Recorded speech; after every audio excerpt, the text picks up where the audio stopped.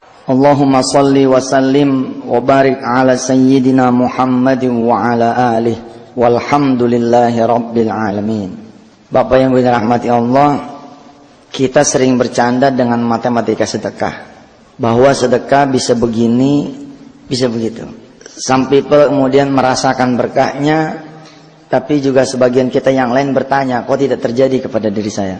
Ada orang-orang yang seperti satu malam jadi, ada orang-orang yang sampai 2 tahun nggak jadi-jadi. Ada apa itu permasalahan itu terjadi? Kenapa kok di sebagian yang lain mukjizat itu seakan-akan betul-betul memang nyata, tapi bagi sebagian yang lain kelihatannya tidak pernah akan terjadi mukjizat? Nah, kita belajar, barangkali ternyata itu ada 1 dari 10 dosa besar yang menghalangi barokah dari amal kita itu keluar dalam bentuk dunia kita yang kita inginkan. Atau jangan-jangan bukan cuma 1, tapi 10 seperti yang kita kemarin sebut, tapi yang nomor 4 kita lewatin. Bapak yang dirahmati Allah. Baik, kita langsung masuk yang ke-4 yang kita tinggalin. Kemarin kita tidak tanya kepada si bapak yang dia tidak kunjung dapat pekerjaan selama 7 tahun. Ketika ditanya apakah tidak mencari pekerjaan, dia menjawab mencari, tapi ya itu nggak pernah dapat. Ketika ditanya usahanya bagaimana, emang nggak usaha? Lalu dia jawab usaha sih usaha, tapi setiap usaha jadinya utang. Karena 10 pertanyaan udah saya tanya, minus yang nomor 4. Lalu dia menggelengkan kepala semua, syirik tidak, dihajar ke sholat, dia malah jawab jadi muazin. Nah, kan repot nih, kita hajar sholat nih, sholatnya kali nggak beres. Dia bilang saya jadi muazin, lah berarti udah beres sholatnya. Doa kamu orang tua, ternyata orang tua udah meninggal. Yang laki udah meninggal, yang perempuan udah meninggal dari kecil. Dihajar lagi rezeki haram, dia bilang dia nggak doyan duit haram. Dihajar judi, nggak bisa main judi. Dihajar minum, dia katanya bukan peminum. Mutusin silaturahim, dia kata sama saudara masih cakep. Riba, dia nggak doyan. Kikir, ya dia bilang kalau lagi ada dia termasuk yang enteng punya ngasih sama orang. Kalau begitu, kalau tidak ada yang disentuh sama sekali, dari 10 dosa besar nggak ada yang disentuh sama sekali. Skornya itu ujian. Ini 10 nih, nggak ada yang disentuh sama sekali. Skor akhirnya ujian, ya udah itu ujian hidup. Jadi jangan buru-buru bapak ibu ngatain begini. Ustadz saya lagi diuji nih sama Allah. Belum tentu lagi diuji. Yang namanya diuji mah anak yang kagak ada salahnya. Terus dia ikut ujian, naik pangkat itu. Dari kelas 3 jadi kelas 4, kelas 4 jadi kelas 5, kelas 5 jadi kelas 6, kelas 6 lulus jadi SMP kelas 1. Tapi kalau orang salah kan dihukum, Ji. Namanya azab. Kalau menyentuh salah satu dari 10 dosa besar, kategorinya bukan ujian, kategorinya azab. Si bapak yang satu ini tidak. Waduh, ini kayaknya ujian nih Pak, saya bilang gitu. Tapi ada 1 yang belum saya tanya, yaitu zina. Tapi mau saya tanya, kok wajahnya nggak mungkin pezina nih wajah itu, wajahnya kayak antum dah gitu, bersih, itu muka ustad, putih Pak, bersih orangnya. Istrinya juga itu jilbabnya menirapi gitu. Jadi unbelievable kalau pertanyaan ini akan dijawab iya. Tapi karena dia konselingan saya, pasien istilahnya, lah kan harus kita tanya. Jadi ada catatan-catatan medis kan harus kita tanya. Kenapa lu sakit perut? Karena makan ini Pak Dokter. Ah itu tuh gara-garanya kan gitu ya. Apa ada gitu orang berobat ke dokter, mangap, buka baju? Enggak kan, ditanya dulu kan. Ini sakit dari kapan nih? Panasnya dari kapan? Apa aja gejalanya? Dokter yang nanya, itu kan blow on dokter nanya. Mestinya kan kita datang ke dokter kan jangan pakai ditanya ya. Kenapa dokter perlu nanya? Karena yang punya badan kan kita, yang tahu kita, dia perlu tahu. Akhirnya apa saya tanya, Pak, jadi saya tanya ke si bapak, saya mau bingung nih sama bapak. Saya tanya 9 dari 10 pertanyaan. Bapak geleng kepala semua. Indikasinya ujian. Tapi kalau ujian kenapa bapak sampai 7 tahun? Nggak mungkin. Kalau bapak ujian 7 tahun nih nggak mungkin. Hati-hati loh. Kita punya utang tahunan kalau lunas-lunas, bener nih saya ngomong bener nih. Kita punya penyakit tahunan nggak sembuh-sembuh, bahaya tuh. Takutnya bukan ujian gitu loh, azab. Kita salah masuk pintu. Pintunya ujian itu cuman sabar Pak, selesai. Tapi kalau pintunya azab, tobat dulu, baru sabar. Pak, ada 1 yang belum saya tanya. Saya sungkan nanya sama bapak, tapi saya perlu bertanya juga nih karena ya cuman ini yang belum ditanya. Tapi saya pengen ngomong berdua nih antar laki-laki. Kan dia datang berdua sama istrinya kan. Waktu itu saya tanya begini sama dia di awal konselingan. Terus nafkahnya dari mana selama 7 tahun? Istrinya nyaut, dari saya Ustaz. Alhamdulillah Allah masih kasih rezeki buat saya. Saya guru Ustaz. Jadi hati kecil saya mengatakan kayaknya ini bukan dosa dari istri nih. Ini kayaknya dosa dari suami. Kan ada orang berzina dengan istrinya. Kapan? Sebelum jadi istri. Betul kan? Kemudian lalu dia menganggap pernikahan itu pertobatan. Bukan, Pak.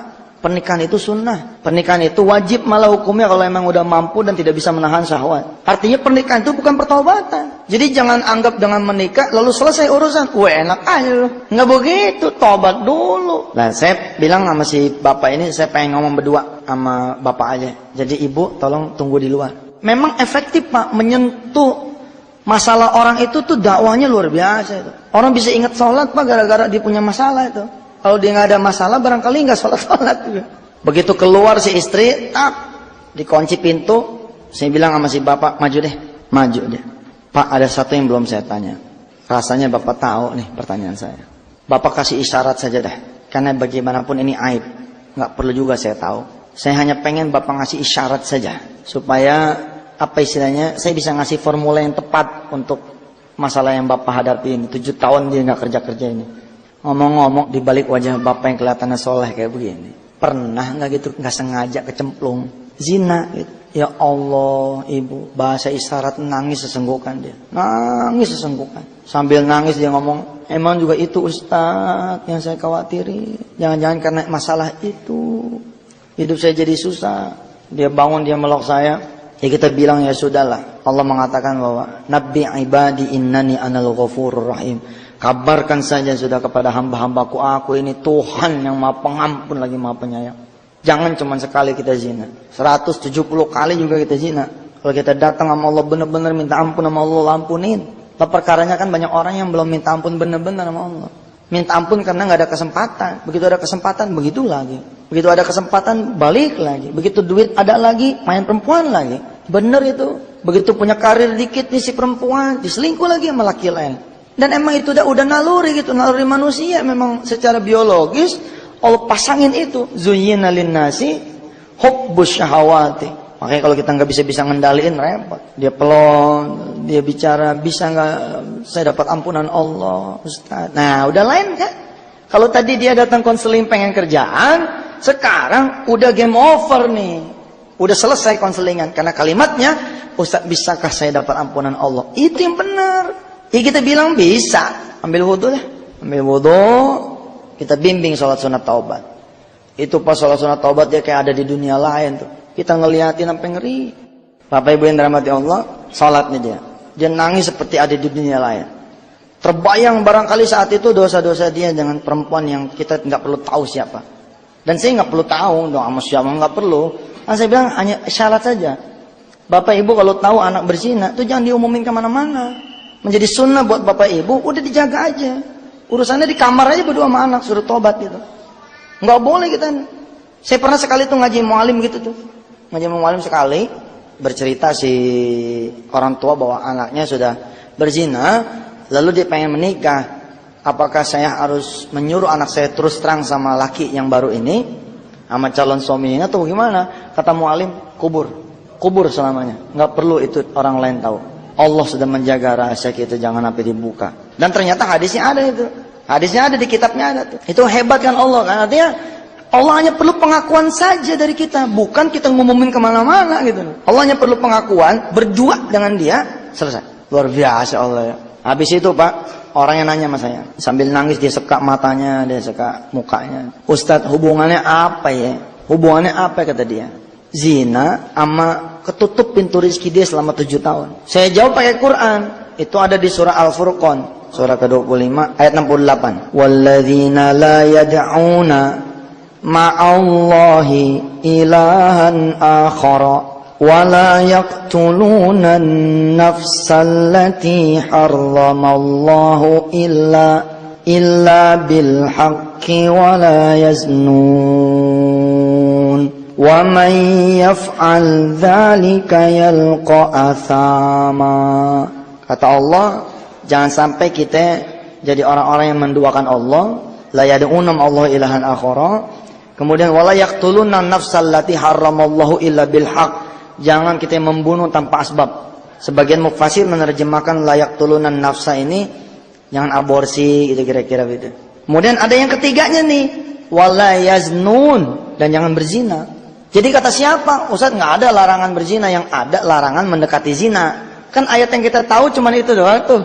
Wala taqrabuz zina. Mendekati zina yang nggak boleh mu'tad. Kalau berzina Allah apa-apa. Lah bagaimana lu mendekatinya udah nggak boleh berzina? Sebab dia kata nggak ada ayat yang langsung telak ke masalah zina. Nih ada buktinya. Dan jangan berzina.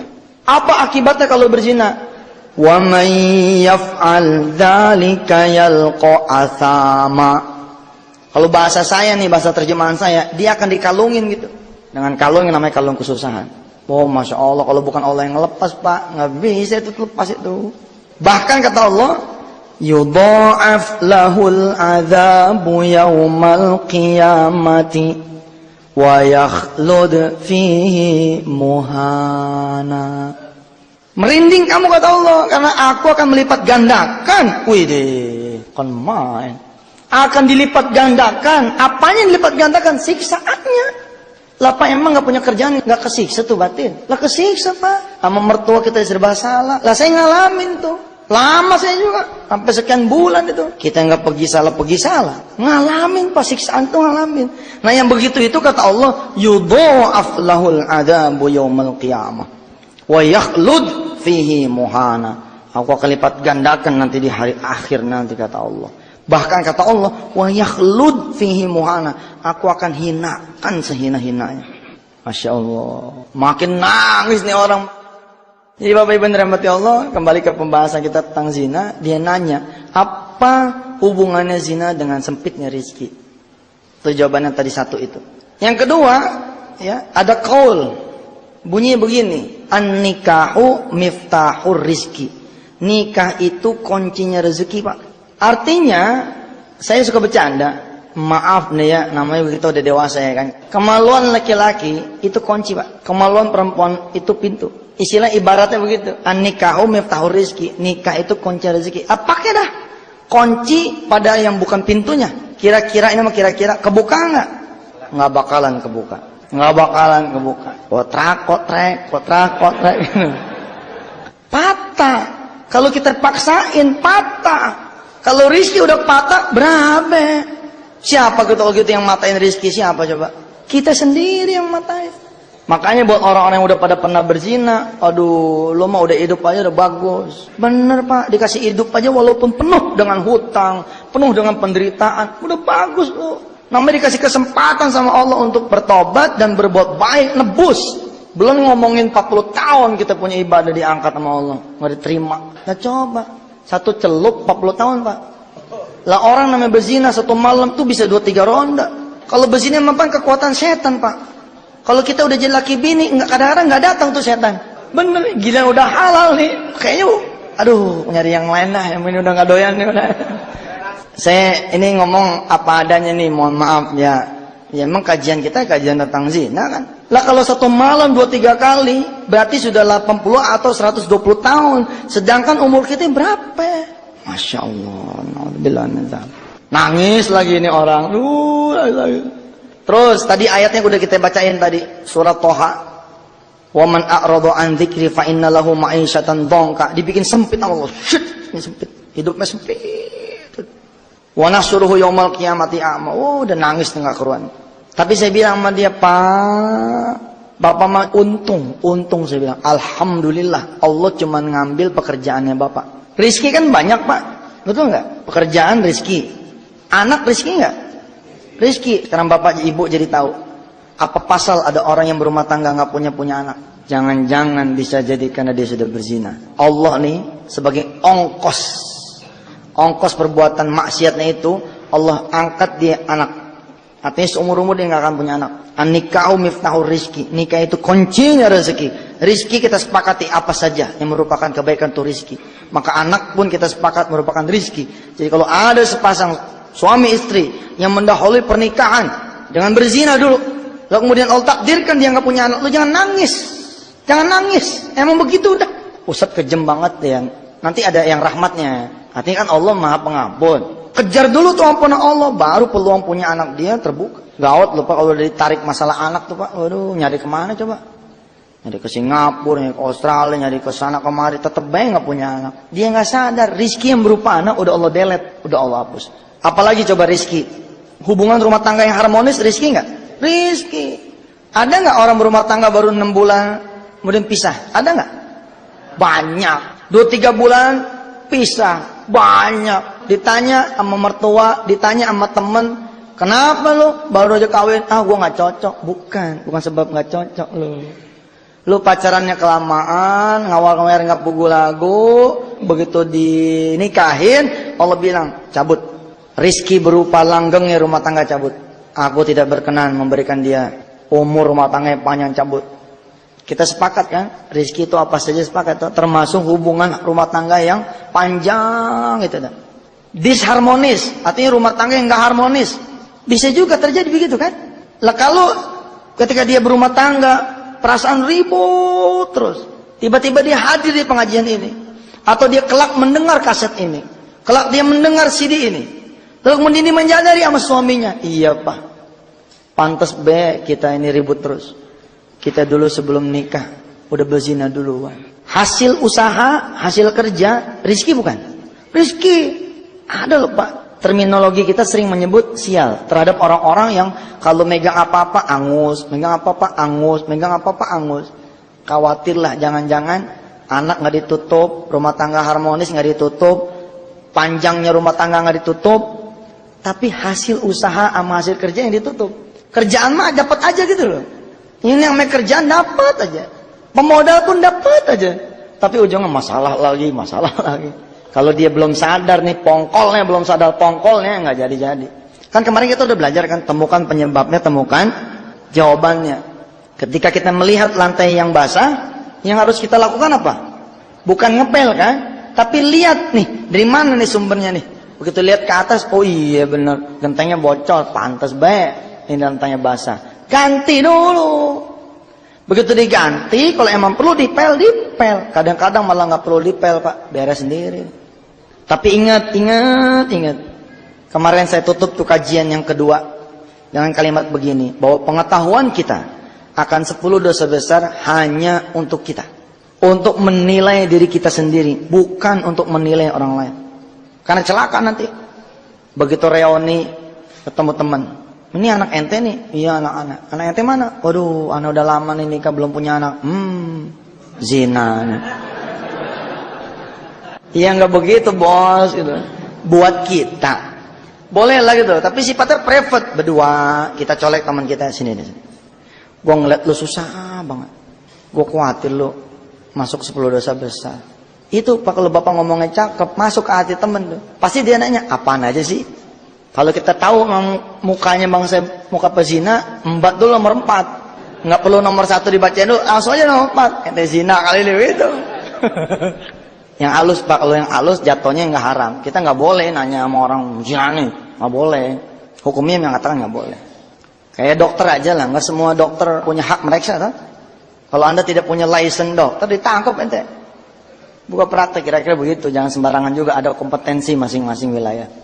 Jadi fenomena kawin cerai fenomena baru kemarin diberitain Agustus. Jadi Desember dicerai.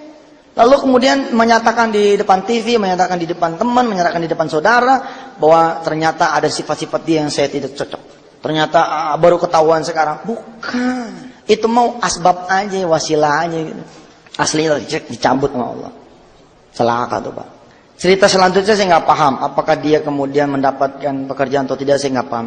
Tapi yang menarik pak, malam itu juga datang kepada kami seorang anak muda. Wah, begitu duduk, saya tanya sama nih anak, ente masih muda begini, masalahnya apaan? Ustadz, bahasa dia nih, kalau saya nggak punya masalah, masa iya saya datang ke sini? Ya udah cerita, cepetan, masalahnya apa? Udah malam nih.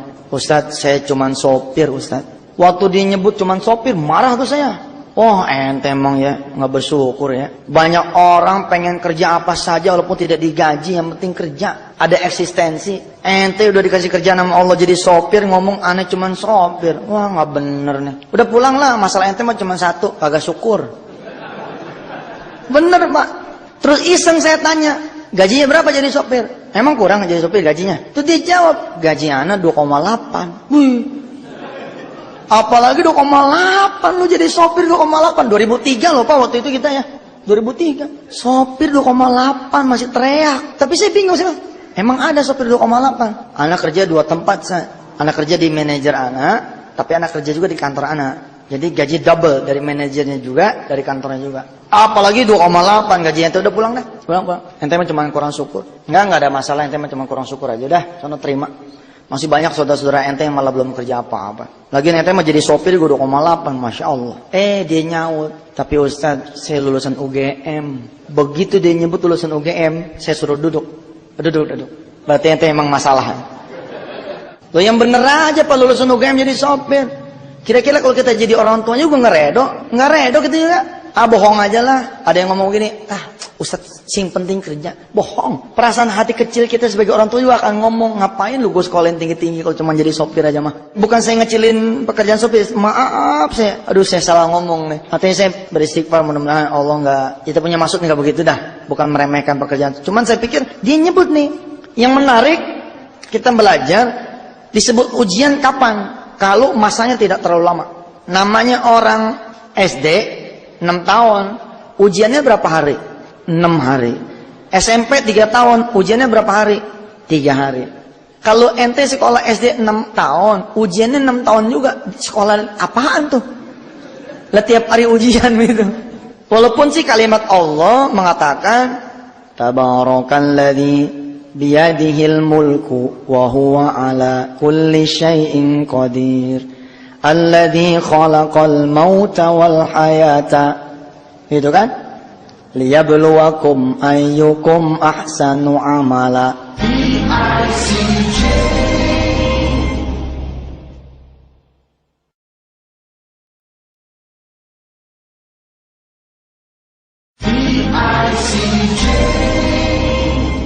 Walaupun Allah mengatakan bahwa hidup ini ujian, tapi nggak begitu penafsirannya. Penafsirannya tidak seperti itu. Maka saya suruh duduk dah. Sejak kapan ente jadi sopir? Nah ini pertanyaan saya. Kalau dia azab kan berarti dia lama nih kayak tadi 7 tahun gitu loh. Kalau ujian tuh begini Pak, dia UGM jadi sopir, tapi besok naik, tak 3 bulan, jeng naik lagi, tak 3 bulan, jeng naik. Artinya the beginning yang memang sopir, tapi berikutnya punya perusahaan gitu loh. Banyak lah di negeri ini orang berawal karir dari bawah banyak. Tapi beda kan sama yang Allah tempatin emang di bawah, lain loh. Memulai dari bawah sama ditempatin dari bawah itu kalimat yang berbeda. Sejak anak belum lulus, sejak belum lulus ente udah jadi sopir. Lah hebat juga ente. Emang jurusan apa? Bangsa kimia gitulah. Sejak sebelum lulus. Iya Ustaz. Lulus tahun berapa? Tahun 96. Wah, 96 ke 2003 berapa tahun? 7 tahun. Ente bilang sebelum lulus berarti 95 ente udah jadi sopir. Iya Tan. Gimana ceritanya? Begini Tan. Dulu saya sambil ngisi waktu, ya saya coba-coba ngelamar. Tadi terimalah saya sama si A. Dulu belum jadi manajer nih si A. Jadilah saya sopirnya si A itu. Nah begitu lulus, kata si A, supaya dapat gaji double loh, siniin ijazahnya. Dikasihlah ijazahnya, masukinlah ke BUMN itu, diterima karena dia punya akses, ditempatin juga di situ. Masih tetap jadi sopirnya dia, sampai hari itu jadi sopirnya dia. Pak, kalau kita lihat kan nggak ada yang salah nih. Kalau kita lihat apa coba yang salah? Nggak ada yang salah. Ya emang begitu nasibnya. Kira-kira kita akan ngomong begitu kan? Emang begitu nasibnya? Ternyata bukan Pak. Menarik buat saya. Ini udah skenario Allah banget nih. Allah emang nyudutin ente di situ nih. Syek. Wa nahsyuruhu yaumal qiyamati a'ma. Sebelumnya apa kata Allah? Fa innalahu ma'isyatan dongka. Dibikin sempit sama Allah. Enggak dibikin laku tuh ijazah UGM kecuali di situ. Karena yang datang anak muda, lah itu yang saya bilang tadi. Nomor 4 aja langsung kita tanya. Nih, baca. Nomor 4 nih ada tulisan apaan tuh? Maksud saya pengen ngomong begini, jangan-jangan ente zina nih gitu. Di luar dugaan saya, ini anak ngomong begini, pantang Set anak zina. Wah, bukan zina. Apaan? Ya karena bukan zina kita teliti lagi kan Set, dari 1. Kita teliti lagi dari 1. Syirik, ninggalin sholat, durhaka sama orang tua. Yang hebat Pak dari ini anak muda, 10-10-nya digelengin kepala semua sama dia. Nggak mungkin saya bilang, nggak mungkin ente nggak kena salah satu, nggak mungkin. Pasti ente nggak jujur nih. Jujur Ustaz, aneh enggak bener. Aneh sama orang tua rapi, sama rezeki haram ya, anak pikirnya udah punya penghasilan 2,8. Anak mah cuman gini, kata dia. Kenapa hidup anak kok cuma jadi supir? Anak nangis, kadang-kadang kata dia ini, anak pengen ngebahagiain orang tua dengan pekerjaan yang membuat dia menjadi terhormat gitu loh. Namanya anak lulusan UGM makan, kalau tanya sama saudara-saudaranya, anak lu kerja di mana? Anak saya jadi sopir. Tapi begitu ditanya, bagian apa? Sopir. Orang tua mana pengen bangga? Ya 1000 kali sih ada orang tua yang nggak apa-apa, penting kerja. Tapi kan lulusan UGM gitu loh, teknik lagi. Karena ini 7 tahun, wah pasti ente bukan ujian, ente azab nih. Tapi aneh, masa nggak ada sama sekali yang ente sentuh? Kecuali ente bohong, enggak salah nggak bohong. Lah, kemudian saya ingat teori tentang kunci patah tuh. Oh iya nih, gitu sate dulu ya. Gini, sini.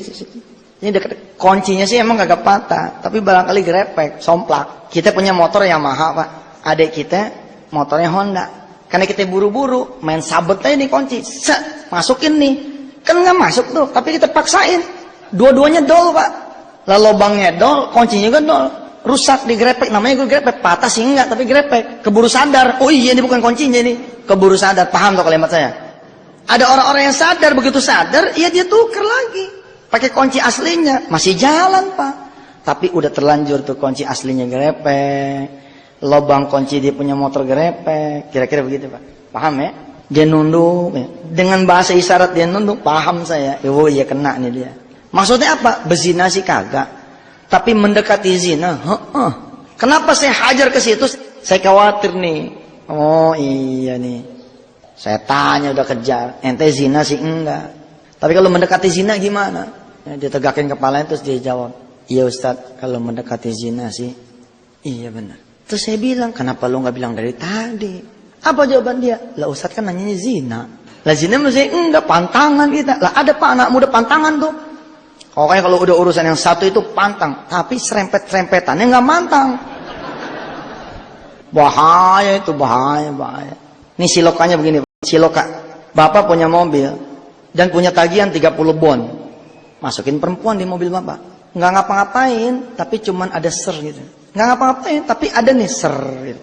Pak, bon Bapak hilang nih 5. Bapak cuman bisa nagih 25. Minggu besok naikin lagi nih perempuan yang sama, megang. Lebih dari ser, megang 10 bon hilang. Minggu besoknya lagi berani ngerangkul 15. Berani nyium 15 bon hilang. Minggu besoknya lagi berani ngamar. Tapi belum buka baju, ngamar doang 20 bon hilang. Minggu besoknya lagi naik nih meningkat. Ya kan tambah jago. Buka baju, telanjang dua-duanya. Tapi tidak terjadi persetubuhan, 25 bon hilang. Tinggal 5 ya. Begitu dia berzina Pak, tokonya hilang. Paham tuh? Perbuatan dosa ditumpuk demi ditumpuk, ya gede juga. Dia cerita saban malam minggu dia keluar sama si A, minggu besok keluar sama si B, minggu besok keluar sama si C. Ya habis rezeki dia. Anda ini logika nih, andai dia berzina saat itu, jangan kan naik itu loh karirnya. Sopir juga kagak tuh, bener itu. Untung dia masih selamat tuh, yang saat itu masih kejaga, masih jadi sopir dia. Alhamdulillah ini. Hati-hati, apalagi di sini masih banyak anak muda. Ada adik-adik saya juga. Perhatian. Kalau sampai lu pada hidup susah, mah bohong dah. Kalau hidup mah bener mah juga nggak bakalan susah. Alah Ustadz so tahu, saya kan ngalamin. Ana nih yang ngalamin sendiri kata orang-orang yang saya kasih tahu nih. Kan kalimat orang tua kita tuh, kalau hidup bener mah masih lu susah sih. Itu kan tanda kenapa hidup kita susah, tandanya nggak bener gitu aja udah. Selesai itu Pak. Alhamdulillah beres nih. Ya ayyatuhan nafsul mutmainnah irji'i ila rabbiki radiyatan mardiyah fadkhuli fi ibadi wadkhuli jannati. Tinggal Bapak Ibu mikir dah pribadi-pribadi masing-masing. Kalau perlu jangan tunggu nanti pulang ke rumah. Iya, belum tentu lo hidup. Kalau emang dirasa dari 10 dosa besar ada yang dilanggar, ya udah tungguin maghrib. Udah mojok aja sana. Tapi jangan diincer Pak. Oh dia mojok, oh dia kena nih. Salah lagi aja. Jadi gak ada yang mau mojok nanti di tengah gitu. Tungguin maghrib. Begitu maghrib, Bapak sholat berjamaah. Dari sekarang sampai ke maghrib istighfar. Dia yang banyak istighfar. Begitu masuk maghrib, ya, bainal adzan wal iqamah. Di antara azan dan iqamah itu ada waktu mustajab. Jangan minta yang lain kecuali Bapak Ibu minta ampun sama Allah. Mau masak. Jangan kita pelaku Pak, jangan kita pelaku. Kita hidup di dalam rumah kita, ada orang yang punya pelaku 10 dosa besar, itu hancur tuh rumah. Saya ngajari kayak orang jahat ya, tapi itu terjadi loh Pak. Bapak jabatan tangan nih, tanda tangan nih. MOU, surat perjanjian kerjasama. Kita dimodalin sama si A. Nggak taunya usaha kita berantakan, kita bingung. Semuanya kayaknya benar. Tapi ternyata yang modalin kita nih ahli zina Pak. Itu bisa lewat loh usaha kita. Beneran nggak ngomong nih, nggak ngomong bohong. Bapak tahu nggak kenapa bisnis warnet hancur? Wujak, hancur di Indonesia. Boleh teliti Pak, boleh teliti. Saya sih ngomong kejagoan memang. Terlalu jauh saya ngomong. Tapi di mana ada warnet yang tidak dipakai untuk mengakses yang porno-porno? Di mana ada warnet? Hah? Di Indonesia ini. Wala fi Jakarta, wala fi kampung gitu. Yang tidak dipakai buat akses memang begitu-gituan. Bukan soal sekarang bisnis warnet, bukan, karena dipakai yang begitu. Menjelang maghrib, kita istighfar terus, nggak perlu saya pandu, udah begitu dah. Nanti dari maghrib pas azan sampai iqamat, jangan ada permintaan lain kecuali kita minta diampunin sama Allah. Kalau bahasa Jawanya apa? Kulo nyuwun ngapura gitu ya. Ini separuh saya bilang separuh saya Jawa. Kulo nyuwun ngapura dah begitu. Kita minta ampun bae sama Allah udah begitu. Kemudian maghrib sholat, habis sholat Bapak cepet dah sholat tobat, sholat tobat. Aduh Pak, kita belum sempat tobat nih kalau lewat sakratul maut nih, aduh. Saya ngomong kayak begini juga kejauhan juga, terasa saya paling benar, terasa saya paling suci, enggak juga Pak. Saya juga masih prihatin dengan dosa-dosa saya, masih prihatin. Saya punya utang kayak begitu gedenya juga ada riwayatnya itu. Riwayat 10 dosa besar juga sama. Cuman yang mananya rahasia gua aja sama Allah dah. Ya, jangan nanya lu sama gua yang mana tat. Begitu saya buka Quran, tak yang pertama bara'atum minallah ya. Bara'atum minallah. Walladzina ahadtum minal musyrikin. Oh iya benar. Tahu saya dosa saya apa. Habis namanya anak muda kan demen mager-magerin, demen ilmu-ilmu ini ilmu itu, nama anak muda ya kan. Kita jadi pengusaha kecil disuruh, ada teman anak ngomong, "Tat, pokoknya kalau buat magerin ente mah kayaknya Masya Allah dah. Ente ke sono lagi. Kita kemakan. Iya juga ya, usahakan perlu dipagerin. Mulailah kita jalan." Coba Pak. Kenapa kita tidak cukup mengatakan hasbunallah wa ni'mal wakil, ni'mal maula wa ni'man nasir, la haula wa la quwata illa billahil aliyil azim. Mudah-mudahan dengan hadirnya sentra-sentra kuliah, saya bisa lagi menyapa masalah, menyapa hajat orang banyak. Dan mohon maaf kepada yang tadi saya sebut, jangan tersinggung. Karena memang saya kepengen saya bersih gitu. Yusuf Mansur bukan segala-galanya lah. Bukan berarti lo nemuin gue juga bakalan selesai urusannya. Nemuin Allah baru selesai semuanya. Bahwa saya sudah manggil anda kemari, sudah bersilaturahim. Ya itulah keuntungan kita sebagai sesama muslim. Kita udah bisa silaturahim. Masalah solusi malah kapan aja insya Allah Allah kasih kalau memang udah waktunya mah. Baik ibu bapak dan rahmat Allah, kita tutup pengajian kita dengan membaca doa kafatul majlis.